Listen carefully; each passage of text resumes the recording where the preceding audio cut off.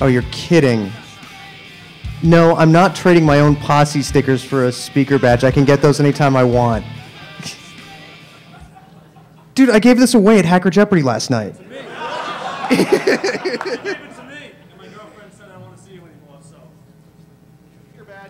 No, I don't want her underwear.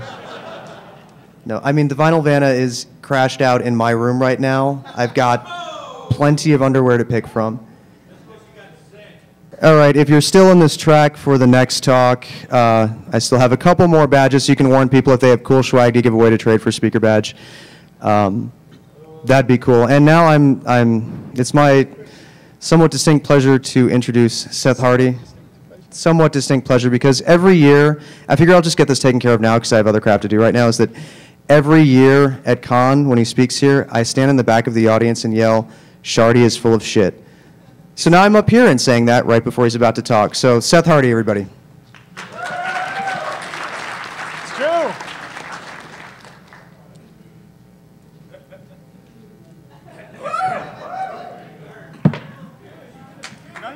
You're not even gonna pour it for me? Oh, it's okay.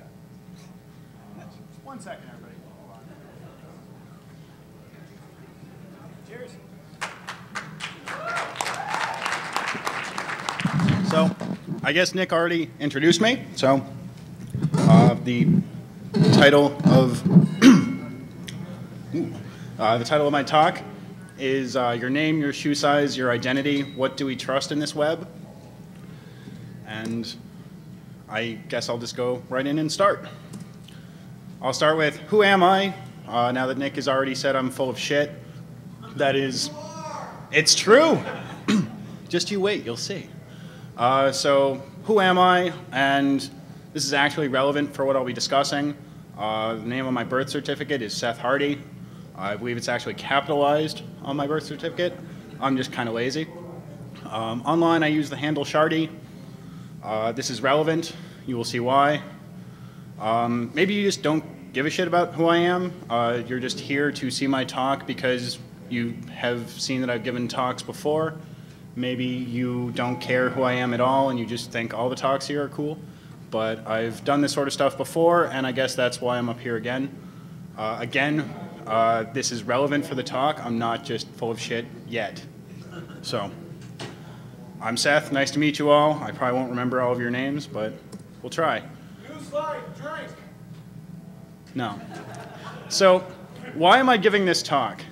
Other than the long backstory to it, I'll sum it up pretty quickly. It all started 2 years ago. The key signing party at the Fifth Hope. Yeah, it was a bit of a mess. And then the key signing party here was even better, and by better I mean non-existent. There was booze. Me? Yeah, I did.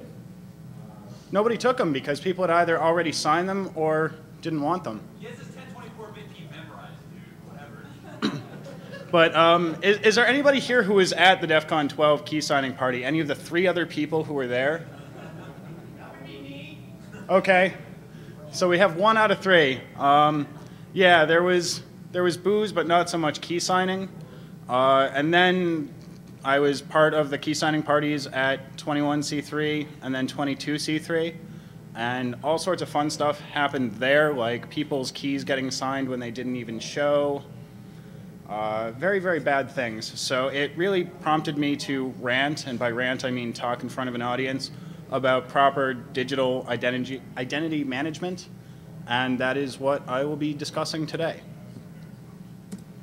So, background, who here uses PGP or GPG or anything like that? That's a whole lot of people, that's excellent. Who here is familiar with the Web of Trust? Okay, who here is not familiar with the Web of Trust? All right, we got a couple people, and I know that some of them are lying, so I'll give you the short version. The whole point of the Web of Trust is to do identity verification and trusting people when you haven't necessarily met them before. So it's all about, you say that you trust a friend and you trust that friend's judgment to introduce you to new people. So even if you've never met that friend of a friend before, you still have a reasonable belief that they are who they claim to be. It's just trust extension so that you don't need to meet everybody yourself before talking to them, because it's very infeasible. So here's a diagram of a sample web of trust going from my key to other people's keys. The first step removed from my key are keys that I've signed and personally verified. After that are keys that I trust them because I trust the people I know as introducers. That's all there is to the web of trust. It's conceptually very simple. It might be hard to explain in computer or digital identity terms, but it's something that everybody here does every day if you have friends. I can't guarantee that everybody here has friends, but if you do this all the time. Wait. I'm your friend, and I'm all wet. Not because I'm close to you. Thank you, sir. He was just in the dunk tank. Have a drink? Of course. Somebody kick the projector, please. Oh. So here's an example web of trust. Short version. I don't know where this is from. I just pulled an image off the web, and this is somebody's web of trust. So I'm not here to discuss what the web of trust is, just the aspects of doing identity verification and management. So I'm going to start with signing practices, and you will see very quickly where this is going, and you may or may not like it, but it might be funny. So here are the standard practices. What you have to do are two things. The first is you have to verify that the key is accurate. And what that generally means is you check the fingerprint over a secure channel. So you want to make sure that the key material actually belongs to the key that you think it's supposed to. So if somebody is handing you a key, then you want to make sure that the key data that you get matches up with the key data that they're giving you. If it's physically handed to you, that's easy. If it's over the internet, man-in-the-middle attacks make that more problematic. So fingerprint verification means you don't have to verify the whole thing, you just have to verify a subset, and it works. The second step is to verify that the key ownership is accurate in terms of who does it belong to. So the general practice here is you check the name on the key against some sort of photo ID. So you ask to see a driver's license or a passport, you look at the name on the key, and if they match up, then you can be reasonably sure that the key belongs to who the key claims to be owned by. And to verify the email address, the common practice is you email the signed key to the email address on the key, and if they then get it and manage to upload it to a key server, then it implies that they have access to read that email and it's actually theirs. So pretty simple, pretty straightforward. In practice, it's not nearly so easy. And here's one of the reasons why. What do we do about pseudonyms or handles? What do we do about organization keys? Who is security-officer@netbsd.org? Does anybody know? Does anybody know who this person or people are? Okay, well, they've got 24 people who've signed their key, and they have signed 3 other keys, and they're only 3 hops from my key by 4 different paths. And this key might belong to a team, it might belong to one person, it might belong to a few people over the lifetime of the key. I have no way of knowing. There's no policy that I've been able to find that explains who is responsible for managing this key. But because it is one identity, it doesn't matter how many people are behind it, that one identity is collectively asserting statements about trust on other keys. And this is where the obvious problem comes in with digital identity management. You don't have a clear one-to-one correspondence between people or a name or a face and a key. And a lot of people treat it as such. And to enforce this one-to-one policy, people write these extensive signing policies on what keys they will sign and what keys they won't sign. And this is really a good thing, because then you always know what you're getting when you see their signature on a key. Even if it is completely detached from the framework of the PGP Web of Trust, you can still go back and reference it if you want to. So if you see a signature from somebody on a key and you have a signing policy, you know what sort of verification for better or for worse, has been done on that identity. And there are all sorts of interesting key signing policies out there. I'll start with a few simple ones and then get to the one that I really have some issues with and the reason for this rant. So here's number one, the "don't make me call your parents" clause. Please note that I require that proof of identity something even for people I know personally. This is taken directly from somebody's key signing policy on their website. That's basically saying even if I know you and I've grown up with you, if I don't see an ID of yours, I don't have reason to believe or to trust you when you say this is who I am. And this might make sense if you've never met the person before, but if it's your childhood best friend that you've known for 20 years, then is there really a point of checking photo ID? Are there any liabilities that can come from enforcing this sort of policy? Probably not, but you're limiting what you can do. And it just doesn't really seem to make sense. Does anybody here check IDs of friends every time they run into them in person after it's been a few years just to make sure they haven't changed their name? Anybody? Okay, so this is mostly here to illustrate how digital identity management is very, very different from real-world identity management, and it gets more fucked up than this. So keep going. Yeah, so how do you protect your keys? I see that most people in the audience here use PGP, but how do you all protect your keys? Does anybody have any fancy ways, or do you guys just keep it on your computer? Anybody? Nobody does anything fancy? Excellent. Well, they already do that for you. But anybody else?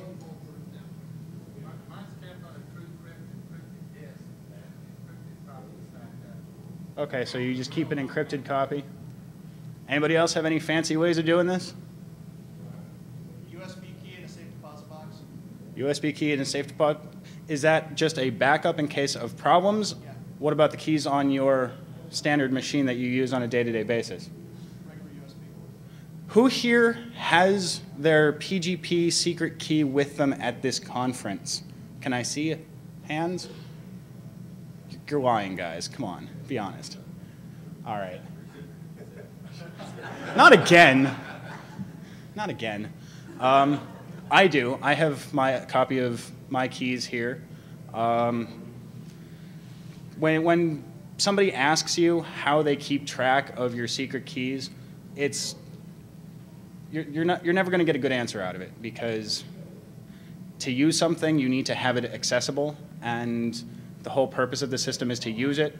So best case scenario of reasonable amount of security is great, but if somebody has this dream that people are having 5 layers of security and never touch their keys to keep it safe, then they're just deluding themselves into thinking that they are staying safer themselves by not associating with these people. And that's not true. And you will see more and more why as I keep going. Does anybody here, have I offended anybody yet by pointing these out? Does anybody here subscribe to these policies? If so, just stand and start yelling at me. Nobody? Okay. Another signing policy is the not separation of user IDs. User IDs are there for human convenience, just so you can associate a key with a person.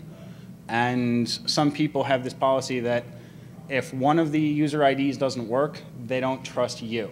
So if your email is down for a day, they don't trust you. If an email bounces because your service provider's disk is full, then they don't know if they can talk to you encrypted because you're a very sketchy motherfucker all of a sudden.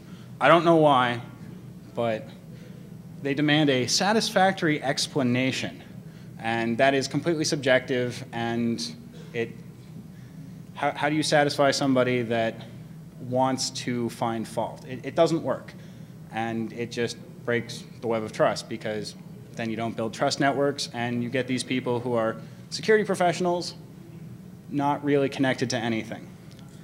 But here's the best one. Nobody challenges photo ID.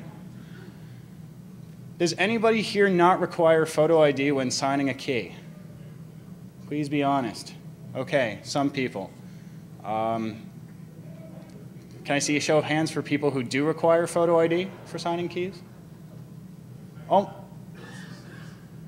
Almost everybody in the room raised their hands when they said that they use PGP, so work with me here, come on. No? Okay, well, photo ID is the thing that I'm really going to get into, and this will all make sense. Would you take this as a photo ID? From you, no. Not for me, in general. Like, if the person looked like that and his name was actually first, middle, last name. I'm from the state of Massachusetts, and my ID does not look like that. It's a few years old. It looks similar, but pretty different. And if you're using a Blue Book or some other, I got this picture off of the Massachusetts government's website that they say this is what a Mass state ID looks like. So if you're using that as a reference for verifying photo ID, you would probably not take my photo ID, even though it is perfectly valid and it's real. But it doesn't look like this. So this one's all right, though. So far, so good. How about this one? Would anybody here take this photo ID? Is this guy here or something? Like, I just grabbed this off the web because he scanned everything in his wallet and put it online. I don't know why you would do that, but this guy did. I guess he hates freedom or something. Did he scan the stuff in his wallet or his friend's wallet? Supposedly his, but would anybody here not take this ID if this guy was trying to get you to sign his key? I only take real IDs, so I don't even know where that place is. Fake, it's Canadian money. Sherry, we need 1.3 IDs for the match. 1.3? All right, well, let's keep going. How about this one? Would anybody accept this one? I mean, with the face wasn't blurred out. And... Anybody? Come on. Would you take it or no? Yes? Yeah? No way. No? Why not? Sketchy looking motherfucker right there. All right. How about this one?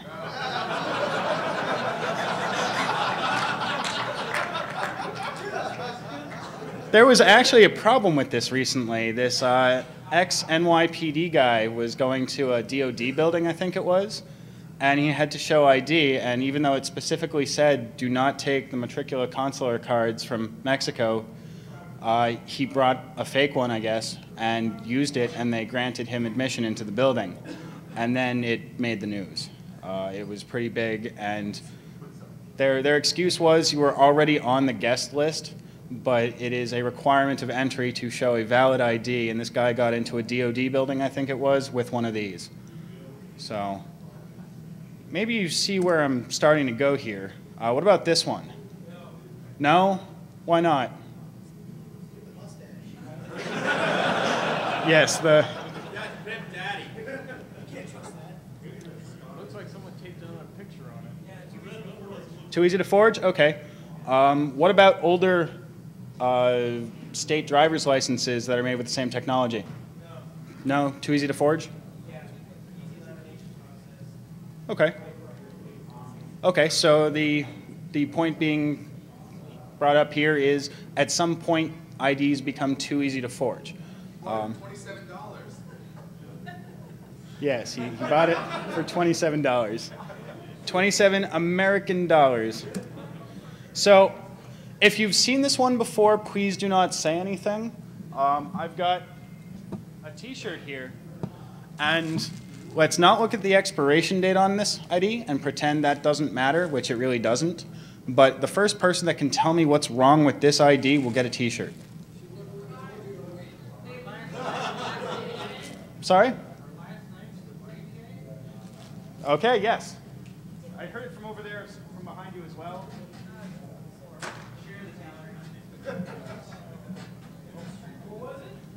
So her last name is Lane. Not LN period, Lane.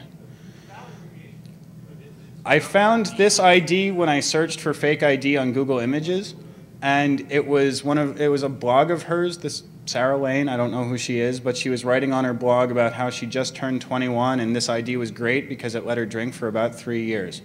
and nobody caught the glaring error on it, or at least nobody said that they cared. So this is actually what a South Carolina driver license at that time looked like. I guess it looks good. It was accepted a lot of places, and it had a very glaring error on it, and yet nobody challenged it. So is she a PGP user? I don't know. Maybe I should track her down and ask her. Or at least tell her that her picture's all over the internets now. So, does anybody here know who this is? Because here's her ID. Ignore the rotten.com URL on it. But here's her ID. Her name is Barbara Pierce. She lives at 160 Madison Avenue in Baltimore. But for some reason, doesn't she look kind of familiar? Does anybody know who this is? Anybody? What's her name? Why does she look familiar? Well, that's her father. And that is her fake ID that she was busted with a while back. I don't know if it's just a bad-looking ID or the Secret Service guys gave it away, but she was going around underage drinking, and this is, I guess, what a Maryland license looks like. I have no idea. Does anybody here know what a Maryland state license looks like? Does it look like that? Yes? Okay. So maybe you're starting to see what I'm getting at here, and that's really reliance on photo ID just seems kind of silly. So I don't know what a driver's license from South Africa looks like. I don't know if you need a driver's license in South Africa. I'm guessing you do, but I don't know. And if somebody insists on showing photo ID, and then they just show me a piece of plastic with a photo and a signature on it, that may or may not work. It may or may not look anything like the real ID, but I wouldn't know. And a lot of people say you can't fake IDs easily, but on the other hand, you don't need to fake the ID in many cases. You just need to fool somebody into accepting a piece of plastic with a photo and a signature on it. Even if the ID does look real or like what it's supposed to look like, how many people here, does anybody here worked in a club as a bouncer? Yes? Has it been difficult to spot fake IDs that are high quality? I wouldn't know how to do it. How would you know? Yeah. Like, if it looks like the real thing, like, are there secret tricks to identifying, like, how plastic peels, or if, like, you hold it up to the light and bend it, it melts in a certain way, or... I don't know these tricks, and the bouncer friends of mine that I have just say they just smile and nod and hand it back, so... Yeah, if she's cute, it's real. You know? Ultraviolet.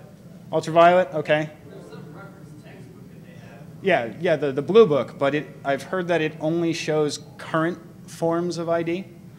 I had a friend who was from Maine, and his license was a piece of paper with a photo stuck on it crooked, and it was laminated using a cheap lamination machine, and the text on it was in typewriter. Nobody would accept it anywhere because it was the fakest thing they ever saw, except it was real. It was just from like 10 years ago from Maine. So the blue book works, but it's not perfect, and it blocks a lot of people that may have real IDs. So it leads to the question, how does a photo ID prove somebody's identity?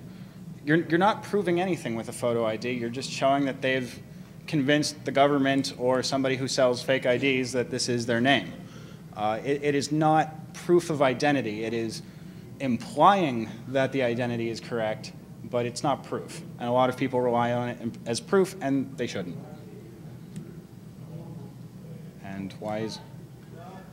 What? Shot? And my laptop is now not working. Drink until it works.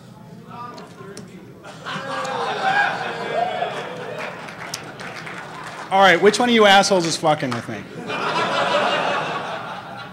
No, really, who's... So, what happens if somebody refuses to show an ID? And this is what happened at the key signing party here at Defcon 2 years ago. There were 2 people out of the 4 people who didn't identify by their real names. They both were speakers at many conferences before, so I identified them by handle on site. I already had an idea in my head, the face to handle binding, but to some people that's not good enough. And having an ID helps, but comparing it to social networking and reputation capital, it just seems kind of silly that you're arbitrarily picking one system for identity verification and choosing to completely ignore another. Reputation capital systems are actually very interesting, and a lot of people are working on them, and it just seems kind of silly. Well, how many people here, and I know you're not going to want to admit this, but please be honest, how many people here have a MySpace page? You people are losers. I mean, every time you work on a system like that, every time you add somebody to your friends list, every time you do something like that, LiveJournal, yeah, you're doing identity verification to a certain degree, and you're operating on the system of reputation capital, and a lot of times you're not using real names, and you're certainly not checking photo ID before you add somebody to your LiveJournal. Why does it matter? If you're doing it from a crypto sense, yes, you need to be more careful, but why are you cutting out this entire system of identity verification arbitrarily? And specifically in the hacker scene, where a lot of people go by handles, it seems weird that people will not accept the handle of somebody who has been up in front of, how many people are in the room right now? This many people on a number of occasions, year to year, they're going by the same name every year. It just seems kind of silly that some people will be like, oh, well, I don't know what your middle name that your parents gave you is, so I'm not going to sign your key, even though it's not on your key, it has nothing to do with your key. And as we all know, verifying a handle is impossible. Does anybody know who this guy is? Okay. I've heard both Dark Tangent and Jeff Moss. Which is it? Yes? Yes. Does anybody say one or the other? Everybody says both? Depends on the context. Depends on the context. Okay. Okay, so it depends on the context, and that's really the right answer. It is one person who has multiple identities. And as such, the identities might be split out over multiple keys, and they might be split out over multiple user IDs, but it is two identities to one person. Again, verifying a handle is impossible. So who's this guy? All right, moving on. User IDs are for human convenience, and that's the point I'm trying to make here. So the user IDs on keys bind identity information to key information. That's all they do. It is not a statement saying that you are absolutely this person and you only go by this name. It is just saying that the key material in this key belongs to the identity of this person.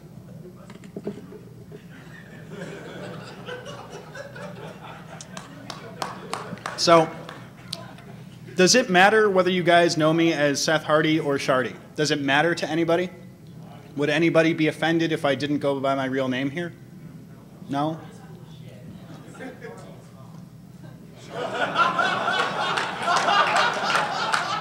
That's a really good point.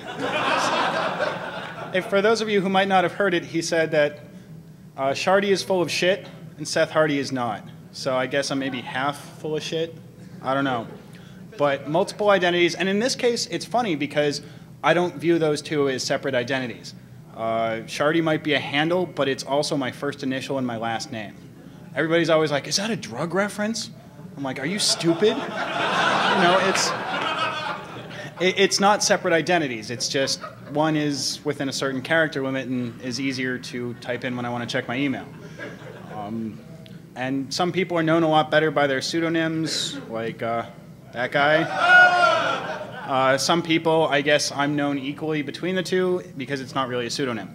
But all I'm saying is multiple identities, one person, and oftentimes people who go by pseudonyms are doing it so that they don't have to give out their real name because they think that people like you are scary and don't want you to find out who they are. So that raises the question, why do people restrict what identity information they'll verify? And OpenPGP standards supports photo user IDs. I've seen very few people actually use them, but I think they're one of the best things ever. Because if you see somebody and they're like, I'm not going to tell you my name, you can still sign their key, and you can know for a fact that this person is the person that you talk to because you've seen them. You see them physically, and it's very hard to man-in-the-middle attack somebody else's vision. So, well, denial of service is another matter entirely, but the man-in-the-middle attack, that's harder. So photo IDs are accepted, but I've never seen a phone number as a key user ID. And that's probably just because most people don't want to put their phone numbers on the key server network. But I've asked people about that, and they seem very genuinely surprised. So now that that's all out of the way, the real reason I'm talking here is because of the bullshit I pulled at the Hope 6 key signing party and my talk there on the Web of Trust. It was all a setup for this talk. Basically, I decided to go in and see how much I can get away with. I gave a talk on PGP stuff, and then I did a whole bunch of key signing events there. And I just tried to see if I'm in a position of responsibility, what can I get away with? And if I just kind of smile and nod and act like I'm in control, what will people let me do? And the answer is a lot. And there's also the question of how much do I have to pay for a crappy fake ID in New York City, and the answer to that is way too much. So let's talk about my new IDs. I got a few of them varying from complete bullshit to somewhat legitimate. The first one was an international student ID. It's real. It's a company that makes international student IDs, and by that I mean they print stuff on plastic and have agreements with merchants to give you discounted stuff if you show their card. That's real in some cases, not real in other cases. It certainly does not have strict identity checking, and it doesn't have a government backing it up. But it will get me discounts, and I did have to fax in my expired student ID to get it. So there was a basic level of paperwork checking that I did have to go through to get this piece of plastic. Then there was the overpriced Chinatown novelty ID, which very nicely says right across the top, like, this is not real. But it has a hologram. The hologram cost me an extra $10. I figured the hologram for $10 would be a very wise investment because people would be like, oh shit, it's got a hologram, it's gotta be real. I'll talk about that in a minute. And then there was also, like, one of my friends found some guy's ID on a street corner, and when I asked him if he knew where to get a fake ID, he's like, here, just use this guy's. So I did. Didn't work so well because the guy, I looked nothing like him. But I tried. So this one cost me $3 in Chinatown. Nobody took it. It didn't even get me into the 303 party last night.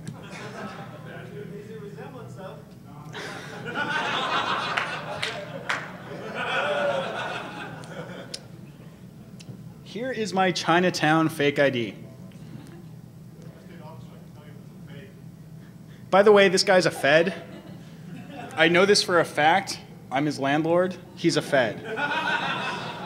But you can see across the top of the ID, it says personal non-government photo ID card for residents of Massachusetts. You can also see that they couldn't be bothered to come up with a Mass state logo and have a generic United States logo for every single state there is. But they gave me all sorts of interesting stuff, like letting me figure out which color I wanted the Massachusetts bar to be and what kind of barcode I wanted. Just for the record, that's not my real social security number. It's also not my real date of birth, but it's close. So this is one of the IDs that I use, and you can see the holograms. Seal of authenticity.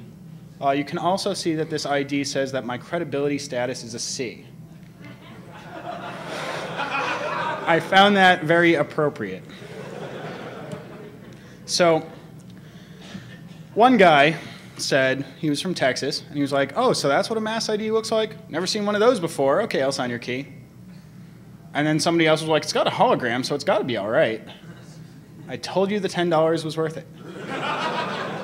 More than one person just saw the hologram and just immediately assumed it was real. And I was so tempted to be like, that cost me $10. I'm sorry. 10 bucks. I can go buy one for you right now. And that ID got me into all the Defcon parties this weekend, but that's really not saying much. It didn't get me on a plane, but then again, I didn't want to go to jail, so I didn't try. But yeah, it looks nothing like a real ID, and people who were local to the area cried bullshit, but everybody from other parts of the country just kind of smiled and nodded, and some kind of looked at me pretty suspiciously, but some people completely bought it. And this was not even a good ID. It said right across the top, this is not a real ID. And people didn't even read it. Even after I pointed it out, they just kind of looked at it and smiled and nodded and went, okay. And it was fine. It said across the top of it that it is fake. And these people are security professionals. So here's my new key. It has 3 user IDs on it. The first user ID says that I am that guy that talked about the Web of Trust. I've talked about the Web of Trust a few times. I know this isn't very specific, but it is accurate. And when you're signing a user ID, all you're doing is saying that I state that I believe that this statement is true. And I am that guy that talked about the Web of Trust. I'm doing it now. Bullshit. I'm also full of shit. And you've also got 10 minutes, bitch. I've also got 10 minutes, which is pretty good because I'm almost done. So the second user ID, and I'm going to verify it basically right now. I wear size 11-ish boots. If anybody would like to come up here, I can show you that my 2 boots are the same size. That I'll show you the size of my boots, and then you can feel my toes on the other boot to see that they actually do fit. And then you can sign my user ID that says I wear size 11 boots. Plus or minus 1/2, these are actually size 10 and a half. Okay. All right. And you see? All right. They're the same size, and would you like to feel my toes? Come on, Nick. Oh, yeah. Does it fit? Huh? Just barely. It fits, but just barely. So you have Nick's word on it. I wouldn't trust Nick, but... What? You're wearing a suit. You're a sketchy motherfucker. So I want to give out... Wrap it up. Nick Farr has a posse. Does anybody want a Nick Farr has a posse sticker? First person to come up here gets it. There you go. Nick Farr has a posse. So why wouldn't... Or actually... Yeah, I was wondering why my phone was buzzing a whole lot, but let me turn on the ringer so people actually can hear it. Anybody? Come on, somebody. Somebody. This is my phone.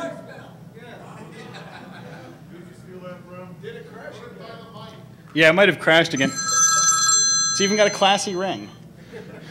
All right, so that's my phone number. Please don't prank call me. So why wouldn't people take these IDs? I mean, are they less precise than what you usually get with a name and an email on a user ID? I mean... Get used to it.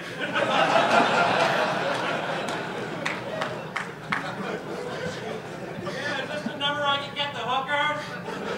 Yes, it is. So is it less precise than usual? I mean, on my birth certificate, my full name is Seth Michael Hardy, and it's capitalized, but on my key, it's Seth Hardy. And do you care if it's less precise as long as you know who it is? You can stop now, guys. Come on. Like, do you really care if it is my full information or if it's just enough that you know who I am and can reference the key later on as belonging to me? Less relevant. I mean, the phone number is pretty important. I'm not going to live this one down. Everybody's going to be prank calling me 2 years from now, and It's on the CD. no, these slides are not on the CD. I've got a basic set that's on the CD, but my phone number is not on the CD. Oh shit, it's on the DVD. Oh, fuck. Well, shit. Can I get some more tequila, please? All right, so what's the goal of signing the key? And the question is, do you want to talk to me, or do you just want to be a dick about, I'm not going to sign your key because I'm not going to sign your key? This is probably just going to be easier. Yeah.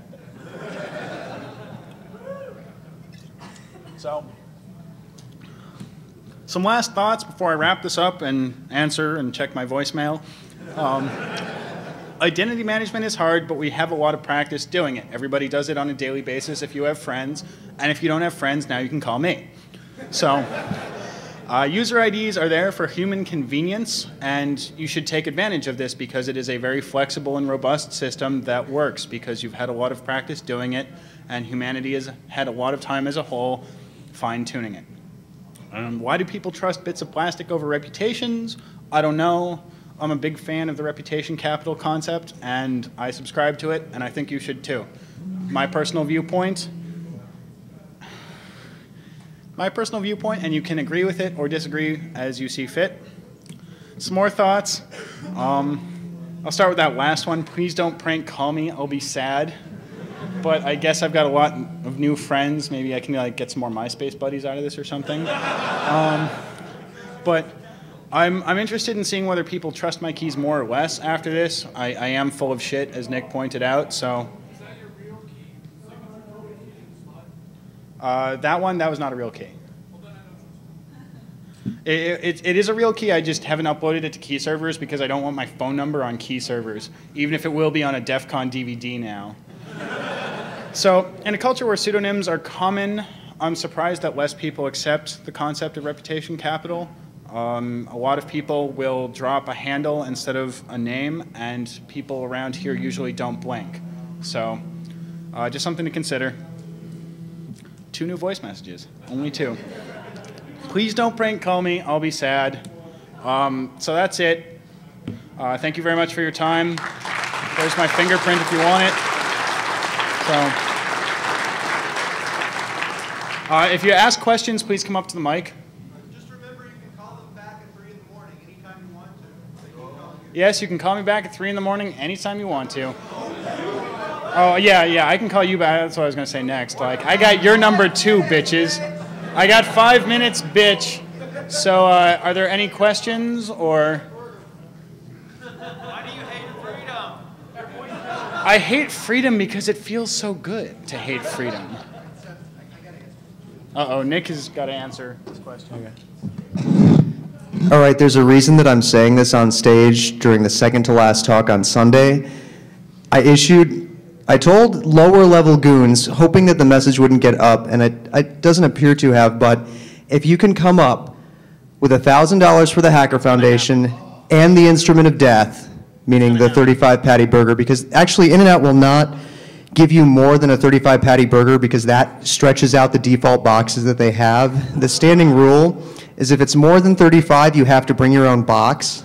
That can also be arranged. And don't get 2 side by side. That won't happen. But a $1,000 donation for the Hacker Foundation and the burger, wherever it is presented to me, I will eat it in answer to that burger shit. It's going to happen. Just you wait. And Shardy, you have 2 minutes. All right, 2 minutes. So are people actually going to go through the effort to get a fake, I mean, if it's only $10, I guess, but a fake ID to do key signing? Does that seem like a legitimate threat model to you? I am. Why would I want to sign your key then, I guess? Or why are you trying to get people to trust your key? What are you leveraging as an attacker to get someone to sign your key? Are they going to... It's not an attack, it's just showing that people are limiting themselves to a subset of trust building that they can do, and that the self-limiting in the form of security enhancement is producing no real benefits and is only limiting themselves from the things that they want to do. Yep. Thanks. Welcome. So wouldn't you also say that it's, identification is essentially worthless if you have a threat model that includes anyone that actually issues credentials, right? I mean, anyone here that looks at an ID, I mean, who cares if it's fake or not? A real ID is essentially fake as well. If you don't know a person, there comes a point where you have to accept risk. If you didn't trust anything, you would never be able to trust anything. But an ID is worthless. I agree with you, but most people don't. Ah, idiots.